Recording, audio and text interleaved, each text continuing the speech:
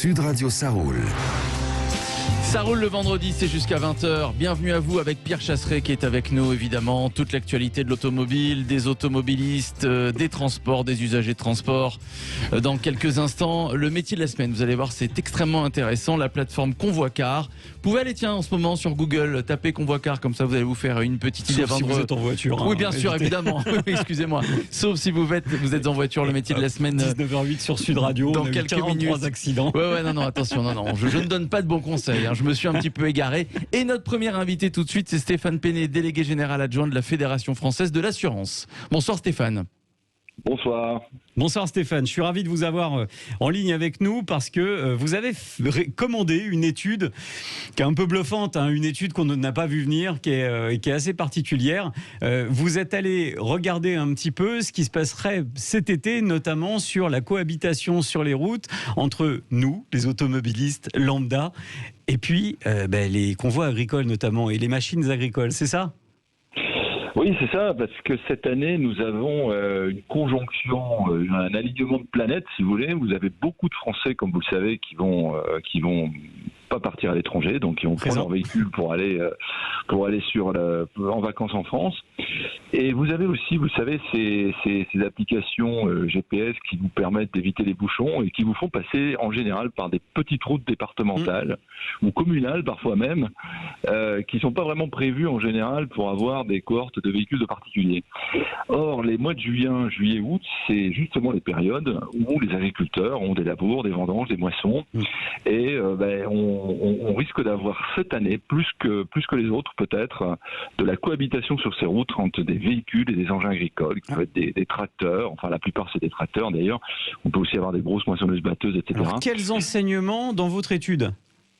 Alors les enseignements qu'on en tire d'abord, c'est que les exploitants agricoles sont en général des gens assez sérieux et assez responsables. Ils soignent assez bien leur matériel, ils ont en général des bons rétroviseurs, ils ont le gyrophare qui va bien parce qu'il faut qu'on puisse les voir à 50 mètres. Mais il nous semble quand même, parce que quand on les interroge pour savoir si de temps en temps ils ont eu ou pas quelques comportements à risque, eh bien ils reconnaissent que de temps en temps, oui, ils ont eu quelques comportements à risque. Curieusement d'ailleurs, ces comportements sont ceux du dépassement de la vitesse, par exemple. Alors on peut se dire, tiens, un tracteur, ça va pas vite, comment est-ce qu'il peut dépasser une vitesse chaque année, on en a 2-3 qui sont flashés à 140 sur autoroute, mais ça c'est du vol de plaque d'immatriculation. Ce qu'il faut savoir, c'est que les tracteurs, quand ils ont une remorque, par exemple, ne peuvent pas dépasser le 25 km/h. Normalement, un tracteur ne peut pas dépasser le 40, avec une remorque, il ne peut pas dépasser le 25. Et des fois, ils ont une tendance à vouloir aller un petit peu trop vite, ce qui fait que ce qui est sur la remorque se renverse sur la chaussée, donc ça peut éventuellement gêner des véhicules, ça laisse des traces sur les routes qui sont après glissantes, etc. Il y a aussi la question des rétroviseurs qui est très importante, parce que vous savez, sur ces engins-là, les angles morts sont très importants, et bien souvent, les accidents sont liés au fait que il y avait un deux roues notamment, et les deux roues sont particulièrement peu visibles dans ces engins-là. Il peut y avoir le fait qu'on ne le voit pas et qu'on le renverse malheureusement. Donc il nous a semblé important, avec Assurance Prévention, qui est une association qui regroupe tous les assureurs, de rappeler les quelques conseils qu'on peut donner aux exploitants agricoles, leur rappeler qu'il faut se faire voir, leur rappeler qu'il faut que leur engin soit propre, que leurs vitres soient propres, puisque bien des fois, ces engins sont dans les champs et quand ils sortent, les vitres ne sont pas très propres et ils ont un manque de visibilité, ou les rétroviseurs ne sont pas très propres non plus. De ne pas surcharger non plus leurs remorques, ça c'est important. Vous savez qu'on ignore, mais il y a beaucoup d'accidents qui impliquent, il y a une petite part d'accidents qui impliquent des véhicules agricoles sur le territoire, notamment avec parfois des décès, et j'avais été extrêmement étonné de cette donnée. On a chaque année des décès dans des tracteurs dans leur champ, dans leur propre champ. On peut avoir des accidents avec des véhicules qui sont mortels, y compris avec du matériel agricole. J'étais surpris par ça, parce qu'on tenait un observatoire de l'accidentalité à l'association 40 millions d'automobilistes, et ces chiffres-là sont d'ailleurs réintégrés dans les chiffres de la sécurité routière globale, ce qui est assez surprenant d'ailleurs. Mais en même temps, les bons conseils, je pense que vous les donnez surtout parce qu'on s'attend tous. Philippe, vous partez en France aussi ? Oui. Ouais, Il y a grande chance, oui. Et on part tous en France. Et effectivement, on va être nombreux sur la route. Alors, vous avez touché du doigt un autre sujet, celui des applications connectées, avec notamment tous ces automobilistes qui se retrouvent maintenant sur les routes départementales, les petites routes communales. Et c'est vrai qu'on pourrait, on pourrait dire que finalement, c'est pas bon pour ces petits villages parce que ça occasionne du bruit, etc. Et en même temps, moi, j'ai envie de voir la bonne face de l'iceberg en me disant, c'est aussi la relance peut-être de nos commerces, parce que le long des grandes autoroutes qui se sont créées, regardez la Nationale 7, il y a des endroits, c'est devenu un désert et c'est terriblement triste. Terriblement triste. Donc les bons conseils que vous donnez, allez, on continue avec vous, mais je ferme ma parenthèse. Les bons conseils qu'on peut donner alors aussi peut-être aux autres usagers de la route. Oui, il y a aussi les autres usagers parce que effectivement, ils sont pas forcément habitués à ces petites routes communales et surtout à se retrouver derrière un tracteur. Donc on sait que dans ces cas-là, ce qui est important, bien entendu, c'est de garder ses distances. Bien entendu, c'est de ne pas s'impatienter parce qu'effectivement, c'est la tendance générale qu'on a, c'est qu'on se dit il avance pas. Pas doubler en ville. J'ai pris le raccourci pour gagner du temps et voilà que je roule à 25 ou à 40 km/h.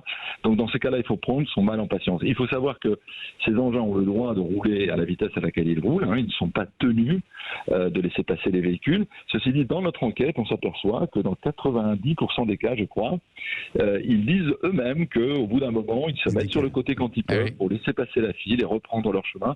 Ce qui est quand même très, très fair-play de leur part. Sauf quand ils voient une plaque d'immatriculation 75. Ouais.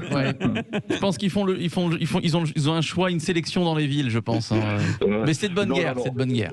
Oui, mais non. Non, mais les conseils, d'ailleurs, vous savez, on a fait appel à l'assurance prévention à des influenceurs qui sont très écoutés par les exploitants agricoles, parce que vous savez que ils ont aussi leurs influenceurs, des gens qui donnent beaucoup de conseils. Et on a fait appel à 3 d'entre eux, et sur notre site assurance prévention, on a fait aussi un site spécifique qui s'appelle Cultivons la prudence. Eh bien, on peut écouter les conseils que donnent effectivement ces trois exploitants agricoles.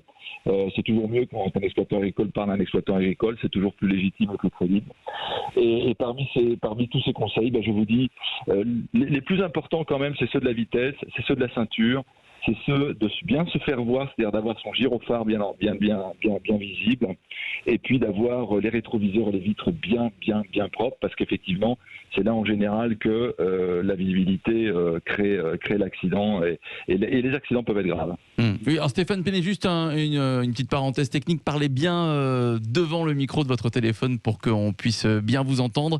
Et puis vous avez raison, parce qu'on reçoit quelques messages évidemment d'auditeurs, notamment des auditeurs qui nous disent mais Monsieur Péné a raison, c'est vrai que quand on se retrouve sur des routes départementales et quand on voit un tracteur, comme on sait qu'il roule qu'à 20-25 km/h, la première chose qu'on a envie de faire, c'est de le dépasser, et c'est parfois ce qu'on fait. Donc voilà, vous avez eu un très bon conseil pour cet été. Moi, je vais terminer avec un petit conseil. Déjà, ne doublez pas ce genre de véhicules lorsque vous êtes en ville, dans les villages. Parce que là, vous allez trouver aussi des gamins pendant l'été qui jouent et qui peuvent traverser la route. Et donc, ça peut être extrêmement dangereux. Et je voudrais vous féliciter, Stéphane Pénet, parce que assureur prévention, j'aime. Et j'aime pourquoi ? Parce que vous voyez, sur ce type de message, vous venez avec un discours qui n'est pas un discours où vous donnez des leçons, non, ni où vous faites un appel à la répression, non plus. Vous faites marcher le mot de prévention. On voit beaucoup de spots de pub d'assurance prévention. Et ben moi, ça me plaît. Voilà, ça me plaît de faire de la prévention auprès des usagers de la route. J'y crois. Voilà. Et pour ça, je voulais vous remercier. Oui. Eh bien, écoutez, c'est notre objectif également, et merci de cette félicitation de votre part. On en est très content. Mais notre rôle, c'est de ne pas stigmatiser. Effectivement, c'est de ne pas donner les leçons. C'est simplement de faire en sorte que les gens aient le bon conseil et surtout qu'on arrive à les sensibiliser au bon moment. Ouais. Or, pour ceux qui me connaissent, c'est rare, les compliments. Je vois ça. Non, mais c'est vrai que malheureusement, l'ambiance et la tendance du moment, c'est de culpabiliser. La répression et de culpabiliser, c'est vrai.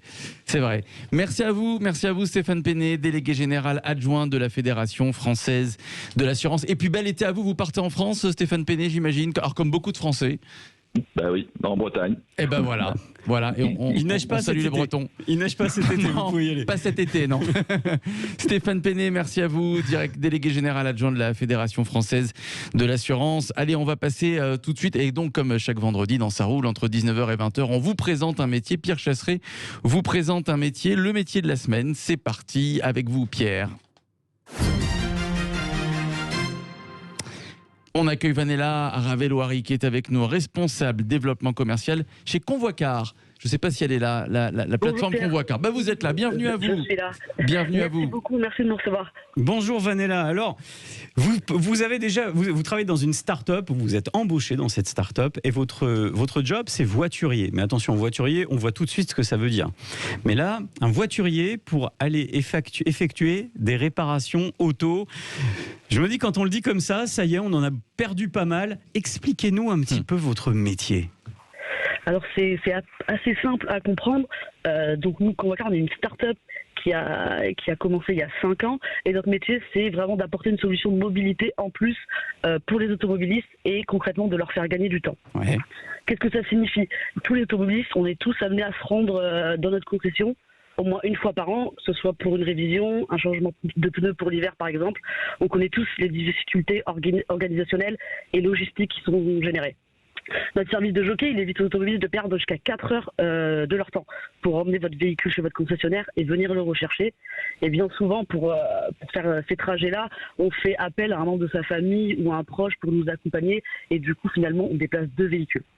Donc l'idée, c'est d'aller avec quelqu'un ou de prendre sa voiture directement? En gros, notre service, nous, on veut éviter de vous faire perdre ce temps. En utilisant notre service, votre journée elle va se dérouler comme d'habitude. Vous allez pouvoir emmener votre enfant à l'école, vous rendre sur votre lieu de travail, et là, c'est là où le jockey intervient et il va venir chercher votre véhicule directement sur votre lieu de travail. D'accord. Donc là, alors pour Philippe Rossi qui déteste aller faire réparer sa guimbarde, par exemple, voilà. Eh bien, qu'est-ce qui va se passer? Il a accompagné toute sa petite famille un peu partout. Il arrive à la radio, vous prenez la voiture, vous l'emmenez directement faire les réparations. Le soir, il sort. Merci Monsieur Rossi. Vous lui rendez les clés, il rentre chez lui. C'est ça? Oui, et là encore une fois, avant la fin de votre journée de travail, on vous ramène votre véhicule sur votre lieu de travail et vous pouvez faire une journée, aller récupérer vos enfants le soir à l'école, aller faire vos courses, aller à votre salle de sport avec votre véhicule, sans vous soucier de vous dire mince, à 18h la concession ferme, il faut que je me dépêche. Ça fait partie des nouveaux métiers qui se créent un petit peu grâce notamment des métiers de confort, les applications connectées. Ouais. On sent le monde rapide, le monde qui va vite, le monde qui s'adapte un petit peu aux vies professionnelles de chacun. Comment vous est venue l'idée d'aller postuler, vous, dans cette start-up qui, pour le coup, moi, Convoicar, je vous le dis, pourtant c'est mon métier, je ne connaissais pas. Comment vous avez eu l'idée d'aller postuler dans cette boîte? Alors moi j'ai fait des études de logistique et quand on parle de logistique on a bien souvent on pense à des grosses entreprises comme moi j'ai étudié la logistique maritime donc plus la CMA, CGM et des grosses boîtes et moi j'avais plus je voulais plus allier la logistique et la start-up et ça c'était assez difficile à trouver et j'ai eu la chance d'avoir cette occasion et d'allier justement la logistique et la start-up avec Convoicar. Comment vous communiquez parce que Pierre Chasseret expliquait très honnêtement qu'il ne connaissait pas Convoicar. Je vous le dis, moi non plus, je ne connaissais pas du tout Convoicar. Dans ces cas-là, comment on communique pour faire connaître évidemment à tous les automobilistes ce service et cette plateforme? Ça passe par le bouche-oreille, j'imagine, mais aussi par la modernité, les réseaux sociaux? Voilà, nous on commence à développer cette communication auprès du grand public et via les réseaux sociaux, on commence à un peu dynamiser cette communication pour plus être visible du grand public que des professionnels qu'on a déjà entre guillemets conquis. Et quel conseil vous donneriez à quelqu'un qui nous écoute, qui cherche un job? Il faut juste le permis B, je suppose, pour ce travail, ou ça nécessite une formation supplémentaire? Alors nous, il faut 3 ans de permis minimum, 20 ans minimum, et après ce sera beaucoup pour des compléments de revenus. Nous, on ne veut pas avoir des gens qui font ça à temps plein, parce que c'est une mission ponctuelle. D'accord, non mais ça peut être intéressant, voilà, au moins un métier qui peut vous permettre, si vous nous écoutez, d'avoir un complément de revenus.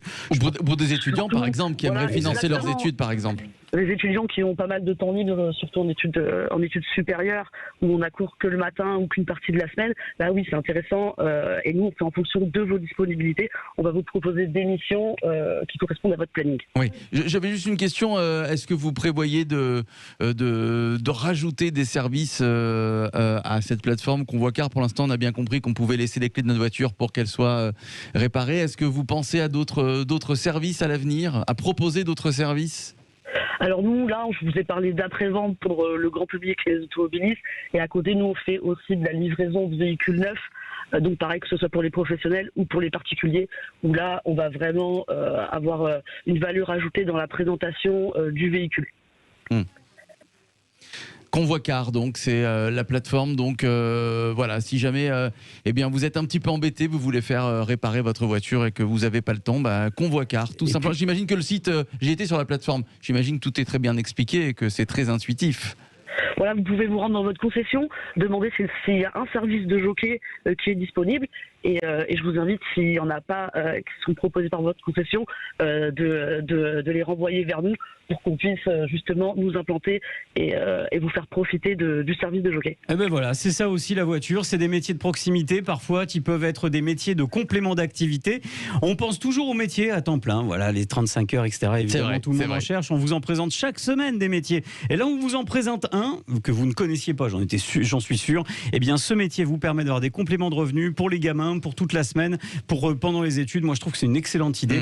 Et ça montre que le monde de l'automobile, contrairement à ce qu'on pourrait croire, eh bien, il recrute, il refourmille d'idées, on trouve des solutions. Bon, encore faut-il que pour faire réparer sa voiture, il y ait encore des voitures. Ça, c'est autre chose. Alors ça, on va en parler évidemment. Mais c'est vrai que pour l'instant, dans certaines grandes métropoles, c'est un peu la chasse aux voitures. On veut plus de voitures, mais il y en a quand même. Parce que c'est ça qui est génial dans les données, dans les chiffres, Philippe. C'est qu'au final, on nous dit en France, oui, la voiture s'est dépassée, c'est has-been, c'est le siècle de Pompidou.